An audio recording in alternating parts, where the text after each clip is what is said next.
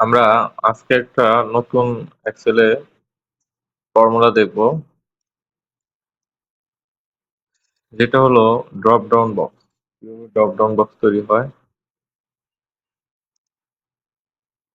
এই যে এখানে ড্রপ ডাউন বক্স বলতে, যে আমি যখন ক্লিক করার পরে এখানে যেমন 550 দেখাচ্ছে, এখানে একটা লিস্ট চলে আসছে।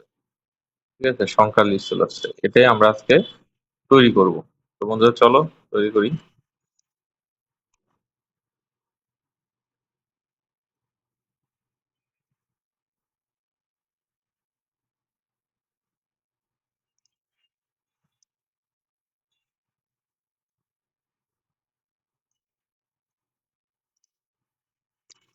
তো আমরা প্রথমে এটা সিলেক্ট করে নিব।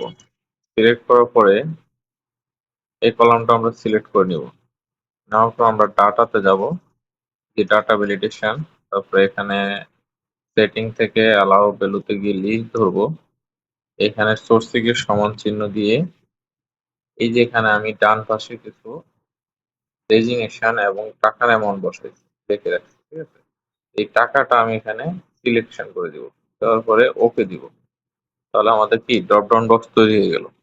ঠিক আছে, তারপরে আমরা এটা হাইড করে দিব।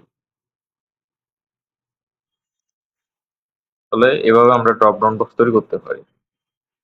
তো বন্ধুরা, আমার ভিডিওটা যদি তোমাদের ভালো লেগে থাকে, চ্যানেলটি সাবস্ক্রাইব করবা এবং লাইক শেয়ার করে আমার পাশে থাকবে। ধন্যবাদ।